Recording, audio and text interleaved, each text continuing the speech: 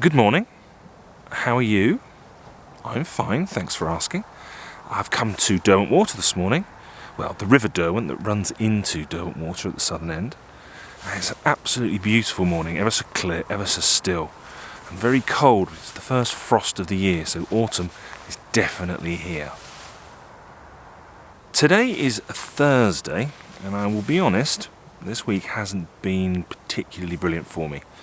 On Monday I went to Kaldas, which is a small hill just outside Glenridding, and we had blue skies, and I struggled. I struggled with blue skies and I struggled with Kaldas, I'll be honest with you. I did manage to get one shot that's kind of okay, but I still don't think I've found my preferred composition there yet.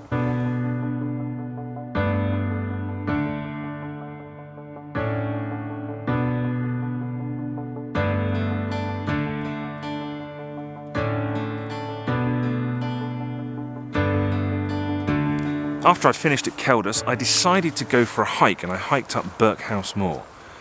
And it was blue skies, hot sun, and it's about a 550 metre climb. Now, I am not in the peak of fitness at the moment, and I was carrying my full kit along with my massive Benro tripod. And that damn near killed me getting up there. But I did get one or two okay shots. I was shooting around the middle of the day, but at least it had clouded over by then, so it wasn't too bad.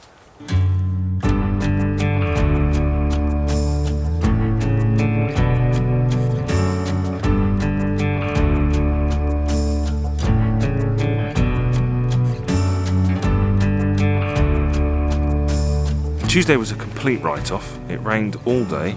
I didn't get out with the camera, probably just as well because I was still recovering from my hike up Birkhouse Moor. So I spent the day in the office just catching up with a few bits and pieces, sorting out things like camera insurance and that kind of stuff.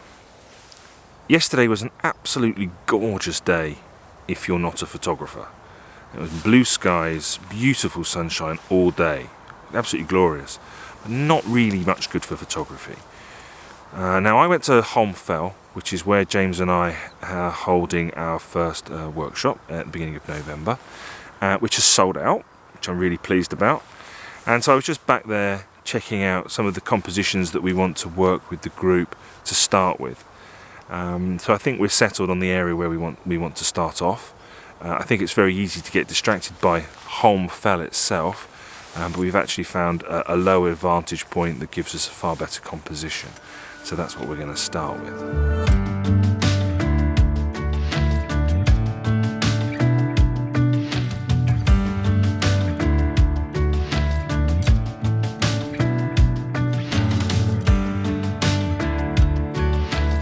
Now, normally I don't mind shooting in clear skies, blue skies, but I have picked up a couple of tips. The first one is that I like to shoot away from the rising sun when it's clear. If you try and shoot towards it, you get this huge contrast, and you either get no detail in your foreground or you blow your sky out completely. The other thing that I like to do is I generally like to get the shooting done before the sun breaks the horizon. So when the skies are clear, if you're shooting away, you get this gorgeous, sometimes you get this glow on the horizon, which I think is called Mercury's Belt. I might have made that up. But you also get this beautiful even lighting because everything is quite bright. So long as you picked a composition that suits that doesn't need high contrast, it can be a really, really nice time to shoot. I am feeling a little bit frustrated this week. My first month, September, went reasonably well. And I think that's because I had a plan. I knew what I wanted to do. So the 4 videos that I put out, or 4 videos I filmed during September, they were kind of planned. And my time, what I was doing, what I was trying to achieve was planned. But now that I've got into October, I don't have a plan. And there's a really good reason for that. So the videos that I put out have been reasonably well received. And lots of people have been making lots of comments. And they're making lots of really, really good suggestions. And what that's done is that filled my head with lots of really, really good ideas. But the problem is I don't know which ones to do first. And so I'm kind of flitting between this one idea or another idea, or trying something else, and that's not doing me any good at all. People that know me well know that I'm the sort of person that needs a plan, and they need to know what they're working towards and how they're going to get there. And so I need to refocus. I need to figure out what it is I want to achieve in the short term and go after it, and I think then I'll be much more comfortable. So I need to get something sorted out. But for the rest of the week, it being Thursday today, I think I'm just going to enjoy my photography. The last 3 days have been a challenge. Looks like I'm going to have some good conditions for the next couple of days. So I think I just want to get out and enjoy it. And I've certainly enjoyed myself this morning.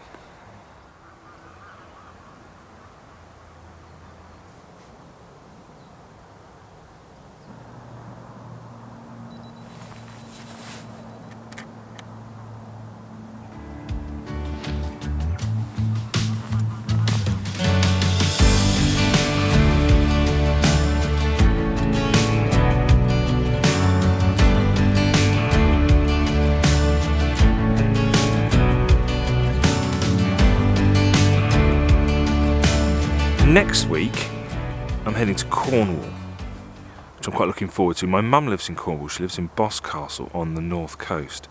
And so Cornwall's almost like a second home to me. And as a landscape photographer who lives in the Lake District, Cornwall offers lots of different alternatives, lots of things to shoot that I don't have here. So I'm quite looking forward to that, and I'm quite looking forward to trying something a bit different. I'm also going to meet up with a few of my mates who are based down there. So my good friend Tom Peters lives just up the road from my mum in Bude, and we've actually got a workshop going on the Saturday.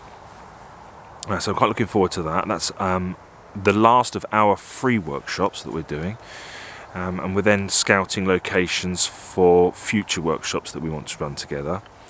And also my mate Julian Baird lives not far away. He lives in Exeter, so that's about an hour and a half away from my mum's. And we've got a shoot planned, and hopefully we're going to be joined by my other good friend Gareth Danks, so that should be quite good fun. I'm looking forward to that as well. But the main aim for me next week is to get out there and shoot some seascapes and try something completely different. So I'm looking forward to that. I'll be honest, that these last couple of weeks have been a bit of a struggle for me. My photography hasn't been good. And you start to question, are you good enough? Have you done the right thing?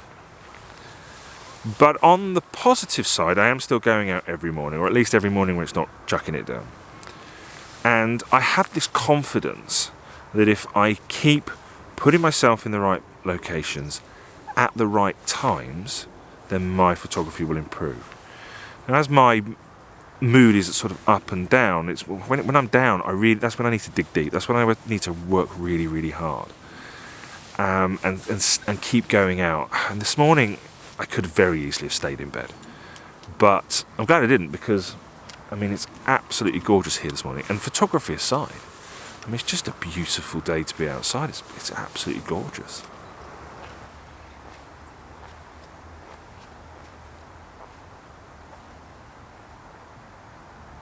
On a more positive note, I have had quite a lot of interest in workshops and one-to-ones, and so that's something to get excited about.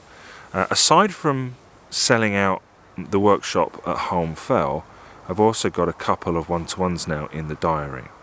And so this morning when I finished here, I'm going to head up to Borrowdale, and I'm just going to go and check out a couple of locations that I know up there to make sure that they're going to be right for this time of year.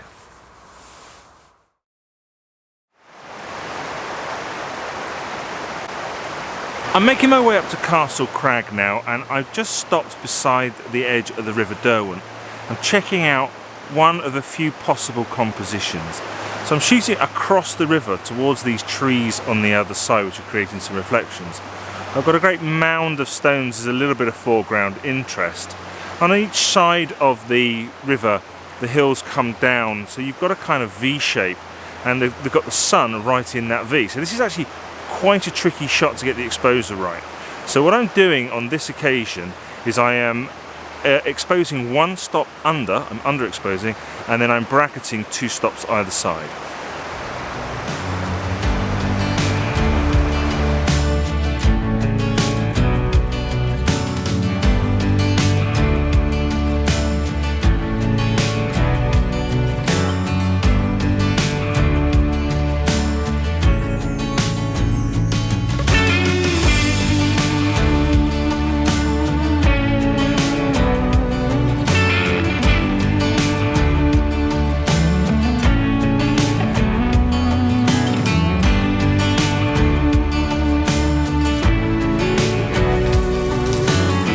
The next location that I wanted to check out is this cave here.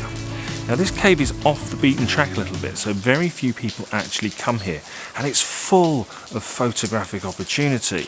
It's actually quite challenging as well because you're quite hemmed in, you're quite restricted.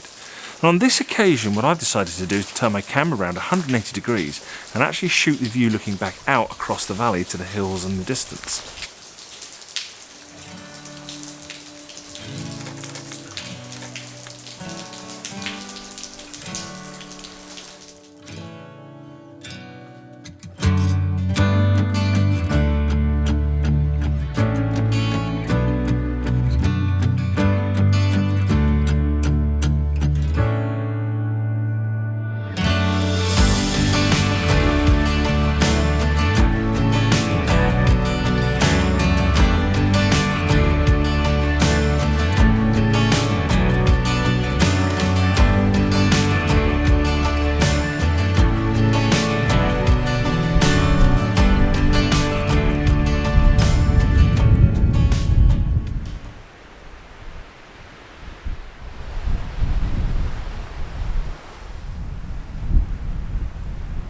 Well, I've made it to the top of Castle Crag and it's been a great walk and I've learnt a huge amount. So firstly, I think the first thing I'm going to do is I'm going to come up here first before going to the caves, because the light's very flat now, so we stand a better chance of getting better light earlier in the morning. So I've learned that. So when I bring clients here in the future, we'll do it the other way around. Now it is quite flat, but I am still going to try and get a few shots while I'm up here. You know, it might as well, as I've made the effort to get all the way to the top.